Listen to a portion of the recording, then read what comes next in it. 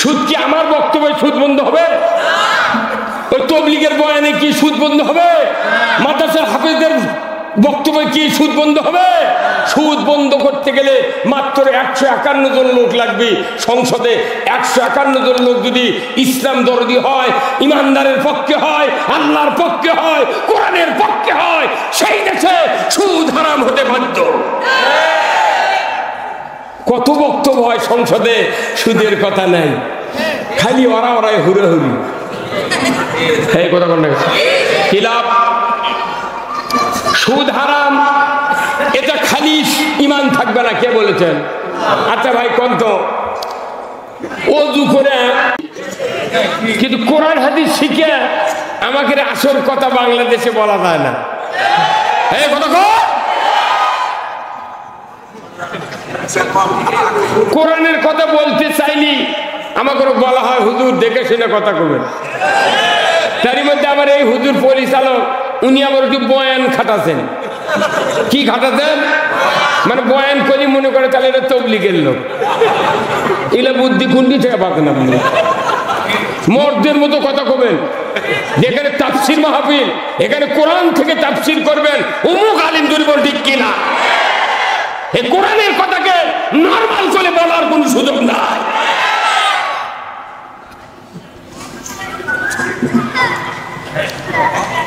প্রত্যেকটা মানুষ যার যার মতো ব্যক্তি স্বার্থে আমরা চলতেছি, কেউ আল্লাহর স্বার্থে চলে না, আমিও চলি না। এই কথা ঠিক কিনা? আল্লাহর স্বার্থ রক্ষার জন্য, রসুলের স্বার্থ রক্ষার জন্য, ইসলামের স্বার্থ রক্ষার জন্য যারা চলে তারা কিয়ামতের দিন জান্নাতে যাবে, তাছাড়া কেউ জান্নাতে যাবে না। তাতে দাড়ি যত বড়ই হোক, জুব্বা যত বড়ই হোক, পাগড়ি যত হাত হোক, আর ওর সুফিগিরি যতই হোক, সবাই সবার মতো আইন মতো কাজ করে। কিন্তু কোরআনের কথা আজকে বাংলাদেশে বলার উপায় নাই। আমার কেমন যেন বিশ্বাস, যদি বাংলাদেশে এখনো জিবরাইল আসে বক্তৃতা দিবেন, ওকে ধরে লেজা ফেরত তুলবি। এই কথা বল না।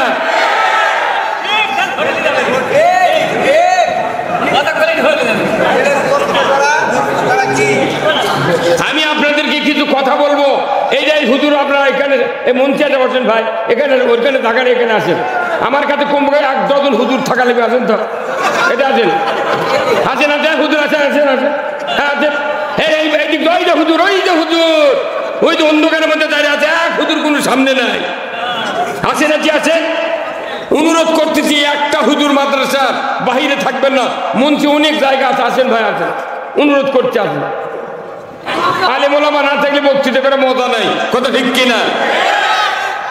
আপনাদের এলাকার লোক দেখুক যে অমুক মাদ্রাসার হুজুর, অমুক মসজিদের ইমাম দেখুক, বেজার হলেন?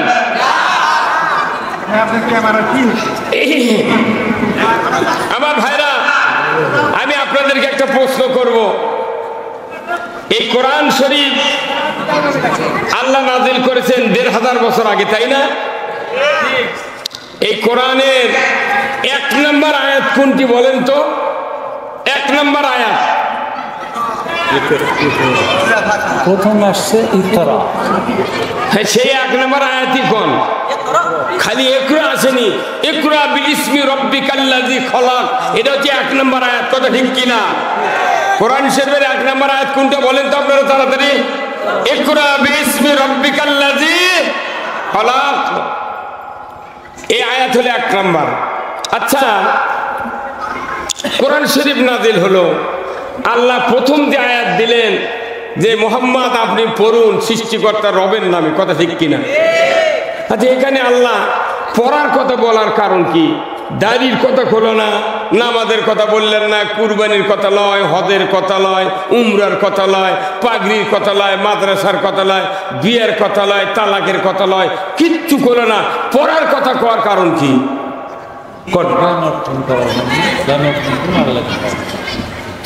পড়ার কথা বলার কারণ হলো আল্লাহ তাআলা আগে জাতির জন্য সবচেয়ে জরুরি শিক্ষা, শিক্ষা ডিপার্টমেন্টের আয়াত নাযিল করছে আল্লাহ, যে জাতি যতক্ষণ না পড়বে ততক্ষণ জাতি গঠন করতে নিজেকে পারবে না। তাহলে মূলত ইকরা বিসমি রাব্বিকাল্লাযী খলাক, পড়ো মুহাম্মদ সৃষ্টিকর্তা রবের নামে। তার মানে কি রসুলকে বলা হয়েছে পড়ো। এটা আমরের সকল ব্যবস্থা যে কিতাবে লিপিবদ্ধ আছে তার নাম হলো ইসলাম। ইসলাম মানলে শান্তি, না মানলে অশান্তির পারাপার নাই। এই কথা বল কি ডাক্তার সাহেব, ইসলাম মানলে শান্তি, না মানলে অশান্তির পারাপার নাই, কথা ঠিক কিনা? আসুন, এই কোরআন শরীফে কিছু নেক আমল আছে, আছে না নাই? এমনও নেক আমল আছে একটা করলে একটা সওয়াব, একটা নেকির কাজ করলে 10টা সওয়াব।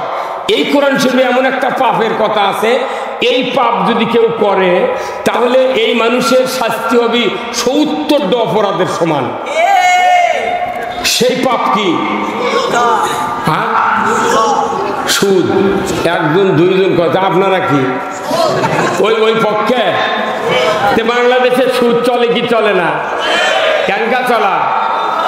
68,000 গ্রামের ভেতরে এমন কোন গ্রাম নেই যে 15.5 গ্রামত কিস্তির টাকা ঢোকেনি।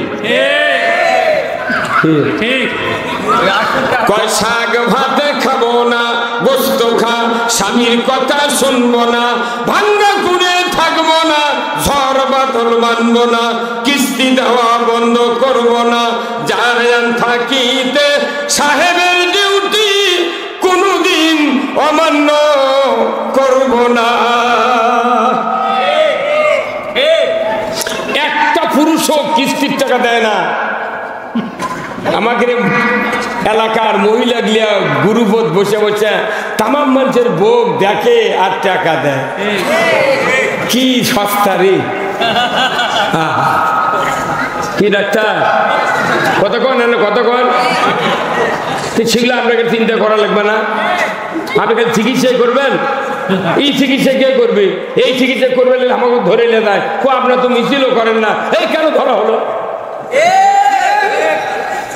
আপনি বেতন পাচ্ছেন, চিকিৎসা করছেন, রুগী দেখিচ্ছেন, 8টা থেকে 30 জন রুগী দেখেছেন রাত্রে 8টা পর্যন্ত, 4দের থেকে খালি টাকা পাচ্ছেন, এসি রুমের মধ্যে আছেন, খালি সেই ভিআইপি। উনিও বডির ডাক্তার, আমরাও ইমানের ডাক্তার, কথা ঠিক কিনা? ওনারা একজন অসল রুগী ভালো করে দিচ্ছে, ওনাদের বিরুদ্ধে কোনো কথা নেই, আছে? এই ডাক্তার সাহেব, আপনি এই ক্যান্সারের রুগী কেন ভালো করলেন? ই মরে যাচ্ছে, দেখ এই একটা নাকি কোন কথা কেউ কেউ ওনাদের গালে, বরঞ্চ বলে যে আশরাফ আলীর ছেলে এমবিবিএস ডাক্তার, সেই রকম ডাক্তার রুগী যাচ্ছে দেরি, ভালো হতে দেরি নয়। পশু ডাক্তার তাই এমন প্রজনন এনে 8 লাখ টাকার সার বার করলো, 20 কেজি দুধের বোকন বার করলো কিটকিটে গাভীর ভেতর থেকে, ডাক্তারকে বলে আর সেই রকম সার বার করছে, এত দুধ, ডাক্তার সেই রকম ডাক্তার। ওই পশু ডাক্তার কেউ কথা, তুমি ডাক্তারি করবে, তুমি কেন এত বড় গরু বার করলে? আমি ছোট ছোট গরু পালবো, অল্প খাবি, অল্প ভুসি লাগবি, অল্প খেয়াল লাগবি, তোমার কে কথা এত বড় গরু বার করবে? হ্যাঁ কথা বল। এর জন্য কি পশু ডাক্তারের বিরুদ্ধে মামলা হতে হয়নি? ইঞ্জিনিয়ার পরীক্ষা, মেরিন ইঞ্জিনিয়ার, বঙ্গোপসাগরে 10,000 টনের গমের জাহাজ বিকল হয়ে গেছে। ঢাকা বুয়েট থেকে মেরিন ইঞ্জিনিয়ার নিয়ে যা 2,000 টাকা কন্ট্রাক্ট করে জাহাজের উপর ল্যান্ড করছে, হেলিকপ্টার করে চিকিৎসা করে জাহাজ সচল করেছে। কেউ কি বলে গম আর পচে যায়, যাক তোমাকে কে জাহাজ জুত করবে বললো? এই কেউ কথা, বরঞ্চ 2 লাখ টাকা মিটে আরো 20,000 টাকা বেশি দেয় মানছি। মেরিন ইঞ্জিনিয়ার সেই রকম, অথচ এমন কথা বলে না, এই তুই এই কাম করলো, তো কে কথা রে, ওর ঘুমে পচে দাও, এর বিরুদ্ধে মামলা করতো কথা। তাহলে ইঞ্জিনিয়ার বিরুদ্ধে মামলা হয় না, পশু ডাক্তারের বিরুদ্ধে মামলা হয় না, মানুষের ডাক্তারের বিরুদ্ধে মামলা হয় না, আমরা ইমানের ডাক্তার, আমাকে বিরুদ্ধে মামলা কেন? মামলা যদি করতে হয় ওদের উপরে মামলা করো।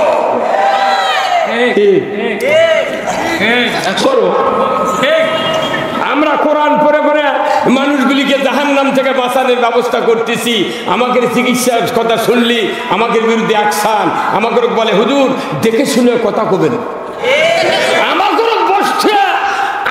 বসতে ভোট চায়, রাজনীতির কথা কয়, আর আমাকে কাছে কয় হুজুর কিচ্ছু করবেন না, কালা বোবার লাগান খেলে লোককে থাকবেন। তুই রাজনীতি করবো আমিও করবো, কথা ঠিক কিনা? মানুষ যেটা পছন্দ আমি সেটা করবি, এর জন্য বাধা খায়। আমরা কি ভারতের থেকে ভাইসে আসছি? এটি দুর্নীতি, একটি একটি, কথা ঠিক কিনা? এই বাংলাদেশে কোরআনের আইন কায়েম হোক। কারা আপনারা কি চান? কারা কারা চান? দুহাত তুলে দেখা। লিল্লাহে তাকবীর, নারায়ে তাকবীর। আল কোরআনের আলো, আল কোরআনের আলো, আল কোরআনের আলো।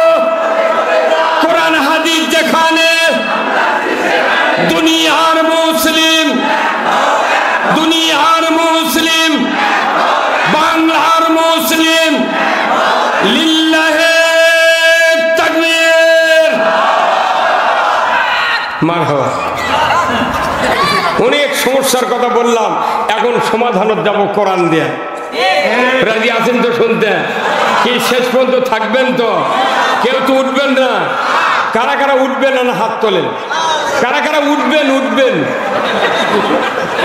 বাস। আলহামদুলিল্লাহ, আমি এখন কোরআনের ভেতর ঢুকবো আপনাদেরকে নিয়ে। শুনতে রাজি আছেন তো? এক নম্বর কাজ হলো আগে ইমানের চিকিৎসা করতে হবে। কি কথা ঠিক কিনা? এই যে আমার ভাই ডাক্তার, শ্রদ্ধ ডাক্তার সাহেব আছেন, একটা মানুষের পসারি, তারপরে চুলকানি, জ্বর, আমাশয়, তারপরে ক্যান্সার, ডায়াবেটিস, তারপরে আপনার হচ্ছে পিত্তথলি, পাথর, কমপক্ষে 9 রকমের অসুখ হচ্ছে। তাহলে এই ডাক্তার যদি বলা হয় ভাই আপনাকে কোনটার চিকিৎসা করবেন, তাহলে উনি কি বলবেন? উনি বলবেন তাকে ক্যান্সারও বাধা দেওয়া লাগবে। আগে আপাতত বাঁচায়, চুলকানি পরে চিকিৎসা হবি, কতক্ষণ পেটের অসুখ পরে হবি, আগে ক্যান্সারও ধাক্কা দেওয়া লাগবে। আমাদের বাংলাদেশের ইমানদারের ভেতরে হাজারো রকমের রোগ আছে, তাই যে রোগ দিয়ে মানুষের ইমান শেষ হয়ে যাচ্ছে সেই রোগের চিকিৎসা আগে হবে। কথা ঠিক কিনা? আগে ইমান বাঁচান লাগবে, তারপরে অন্য চিকিৎসা। ইমানে যদি না থাকে, ওর তাহাজ্জুদ করে কি, ওর হজ করে কি, ওর উমরা করে কি, ওর জিকির করে কি, ওর পাগড়ি দিয়ে কি, ওর কোনো ইবাদত হবে না, কারণ ওর ইমান নাই। তাহলে এখন ইমানের চিকিৎসা আগে হবে। আগে মানুষের ইমান আগে বাঁচায়, তারপর চিকিৎসা করা আছে, অন্য চিকিৎসা করলে হবে নাকি ভাই? এই হুজুর গুলো কথা করতেন নাকি আপনি? এই যে গলা সাদা রুমাল এটাকে থাকেন আপনি?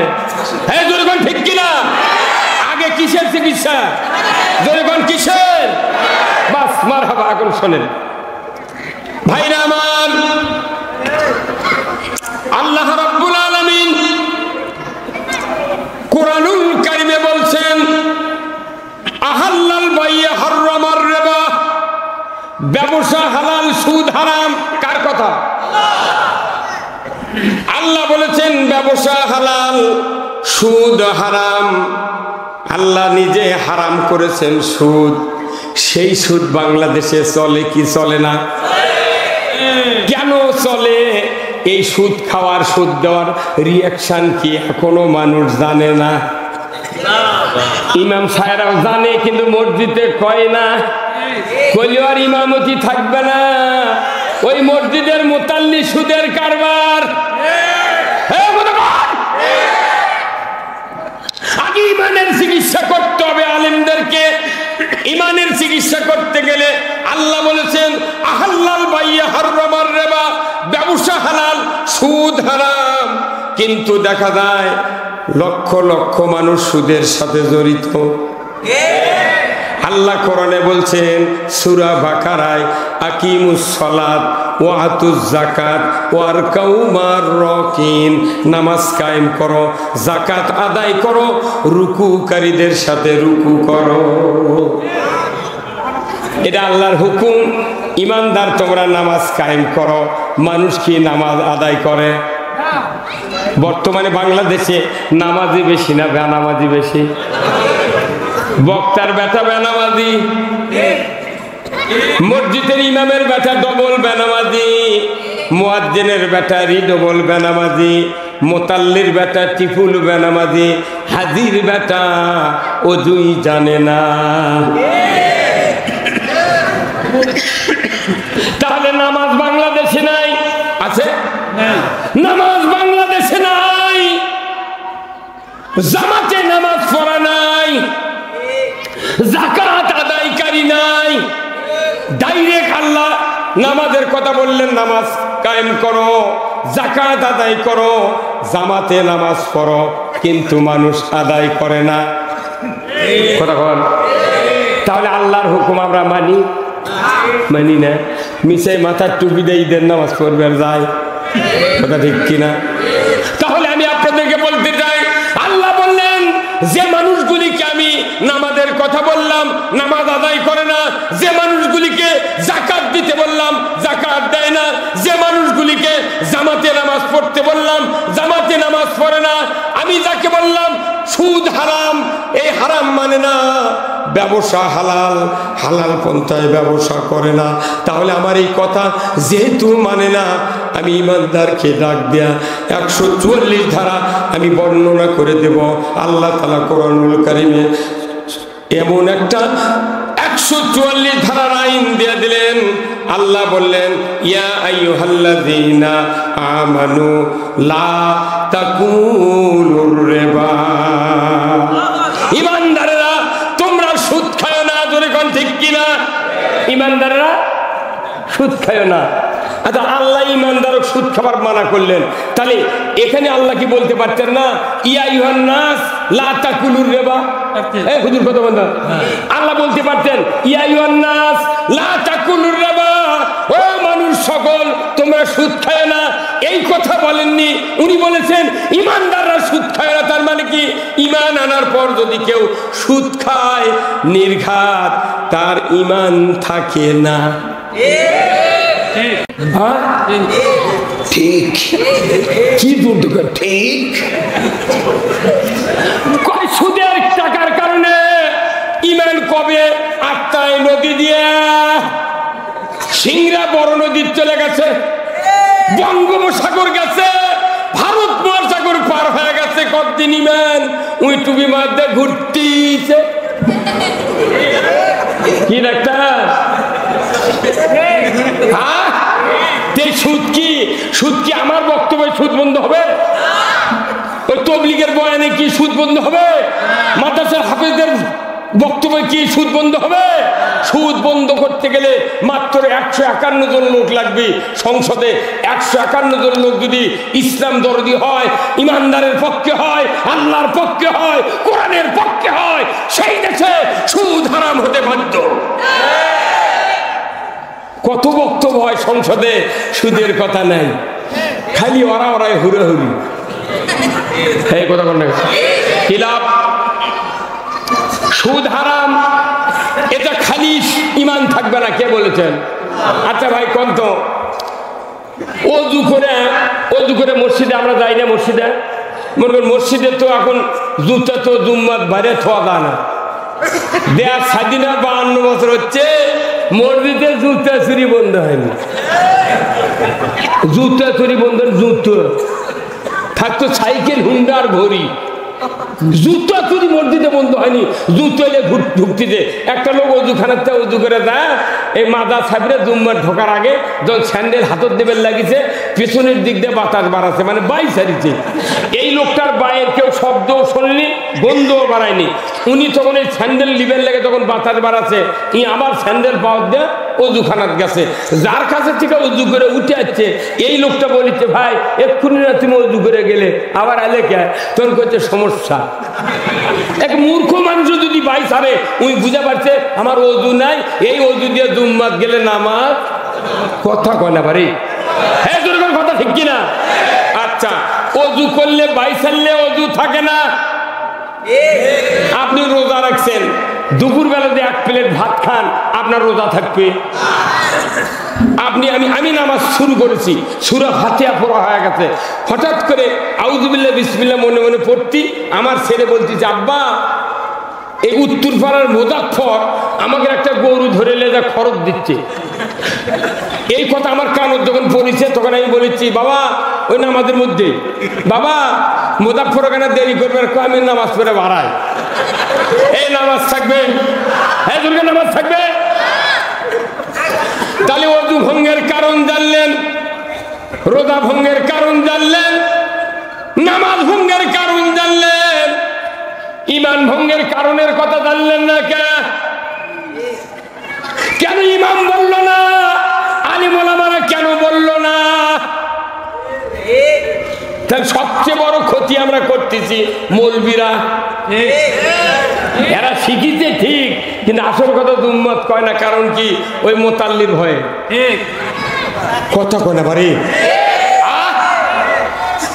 তাহলে ইমান রাখতে গেলে বাংলাদেশে সুদ হারাম করতে হবে, কথা ঠিক কিনা? সুদ যদি হারাম হতো আমার বাংলাদেশের ইমানদারের ইমানটা কংক্রিট হতো। যদি সুদ বন্ধ না হয় ৭০টা শাস্তি হবে। ১ নম্বর অপরাধ আল্লাহ রসুলের সাথে যুদ্ধ ঘোষণা করা। ২ ৭০ নম্বর অপরাধ হলো নিজের মাও বিয়ে করা। এর মধ্যে আরো ৬৮টা আছে। এত বড় অপরাধ বাংলাদেশে সংগঠিত হচ্ছে।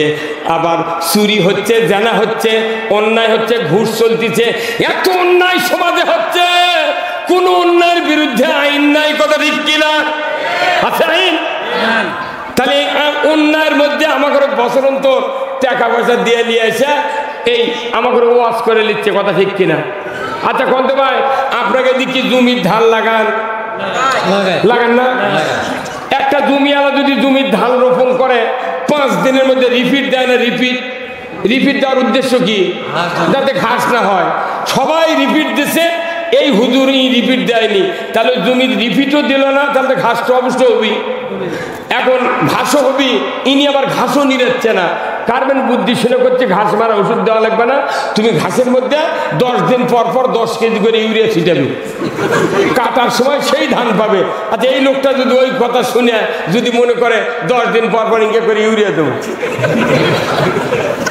আচ্ছা 3 মাস পর ধান কাটতে গেলে আপনি ধান পাবেন? কি হবে?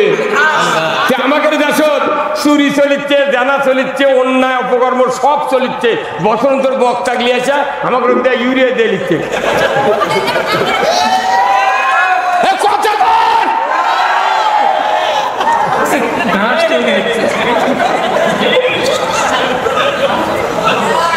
কি ভাই কথা ঠিক কিনা?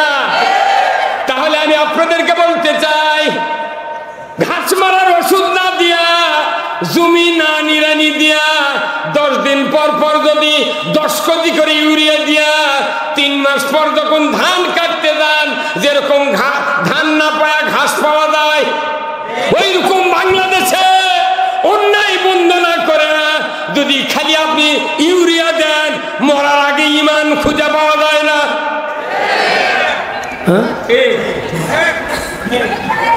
করছে হুজুর এটা আগে খবর না? আল্লাহ রে, জুতা দিয়ে জুম্মা ঢোকা লাগলে। এটা আমাদের বর্তমান প্রধানমন্ত্রী জননেত্রী শেখ হাসিনা, আল্লাহ ওনার এত যোগ্যতা দিয়েছে যে উনি বাংলাদেশের 460টা না 560টা মডেল মসজিদ বানাচ্ছে, 14 কোটি টাকা করে খরচ। আমি জল ঢাকা মাহফিল করছি গতবারের দিনের বেলা, রাত্রে করছি ডিমলে, ওই চিস্তা ব্যারেজের ওই বিশাল মাদ্রাসা, প্রায় 1 লক্ষের মতো লোক হয়েছিল। ওখানে গেছি, তো মাগরিবের আযান দিল, তো ওই মডেল মসজিদের রাস্তার ধারে আমি নামাজ পড়বার জন্য বেটাকে বললাম বাবা গাড়ি থামা, নামাজ পড়ো। নামাজ অজু করে, আমার অজু ছিল আসর করে বাড়াচ্ছে, তো ওই মসজিদের সামনে যাচ্ছি, দেখি যে ওই একটা লোক অজু করে ওই ইয়ে করছে, ওই জুতা মসজিদে ঢোকার আগে এই সাদা যেমন জুতার তলা এইভাবে জুতা নিয়ে ওই এইভাবে দাঁড়িয়ে আছে মসজিদের আগে এইভাবে। আমি কোনো ভাই তোমার হাত থাকবে এইভাবে, কষ্ট করে এঙ্গা করে ধরে আসবে। তো করছে হুজুর এইভাবে নিলে জুতার কাদোই কাপড় ভরবি, কাপড় নষ্ট হবে। আমি কোনো তোমার এই জুতার কাদো দিয়ে কাপড় নষ্ট হবে ভালো, তো এই 14 কোটি টাকা আল্লাহর ঘর বানাচ্ছে, তুমি আল্লাহর ঘরের মধ্যে কাদলে ঢুকিচ্ছ, তো আল্লাহর ঘরের দাম বেশি না? এই তোর এই পচা কাপড়ের দাম বেশি না? হ্যাঁ কথা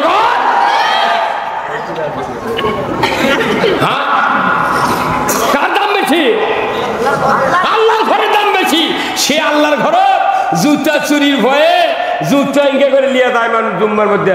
আগে জুতা ঢুকায়, তারপরে জুতার মালিক ঢুকে। এই কথা কোন টাকা? এটা কি যে দেশে 18 কোটি ইমানদার, সেই দেশে লক্ষ লক্ষ পুলিশ, হাজার হাজার আর্মি, বিডিআর, হাজার হাজার আনসার ভিডিবি, হাজার হাজার মাদ্রাসা, এত ইমানদার, এত তবলিগের লোক, এত পীরের জাকের, সেই দেশে জুতা জুম্মার মধ্যে নিয়ে যা থোয়া লাগে খালি চুরির ভয়ে।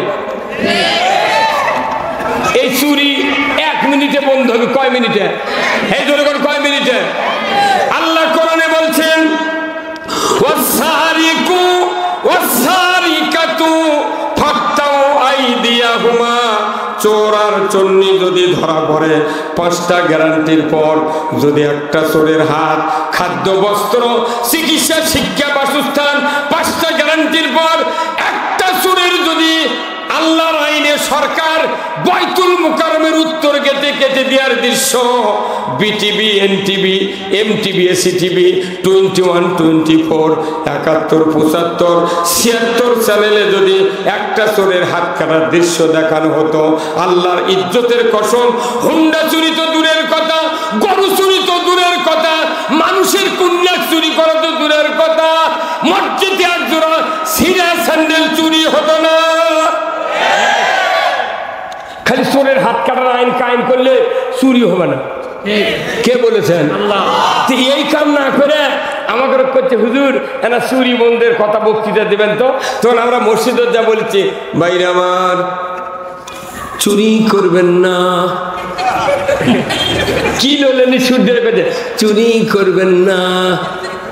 সুর তো জুম্মায় বসে থাকে। হে কথা কোন টাকা?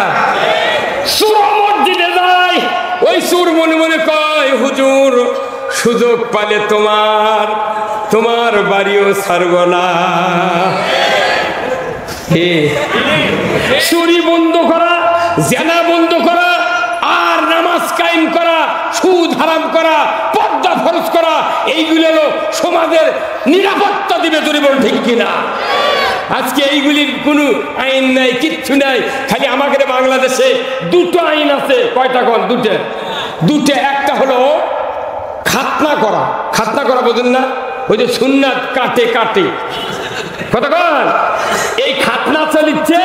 আর 2 নম্বর চলিচ্ছে যতই কম দামের মুন্সি হোক, এমন বিয়ের দোয়া করে, শ্বশুরে দেশে পালসার গাড়ি, ওই গাড়ির ওসিলায় দোয়া করে আল্লাহ এই দুলহা দুলহিনকে, আল্লাহ ফাতেমার সাথে হযরত আলীর যে মোহব্বত পয়দা করে দিয়েছিলেন, আইয়ুব আলাইহিস সালামকে রহিমার সাথে যে মোহব্বত পয়দা করে দিয়েছিলেন, ওই রকম মোহব্বত এই দুলহা দুলহিনের ভেতর দিয়া দাও। এই দোয়া করে রে কম দামের মুন্সি, তাই সারা জীবন ভোগ ভাত দেয়। কথা কোন না? খালি এগুনা না আছে বলছে, খালি এগুনার এই 2 কাম আছে, খাতনা করা আর বিয়ে করলে দোয়া, তাছাড়া কোনো দায় নেই। এই কথা কোন না আছে? মুসলিম আমি, সৈনিক আমি চির রণবীর, আল্লাহকে ছাড়া কাউকে মানি না, নারাই তাকবীর।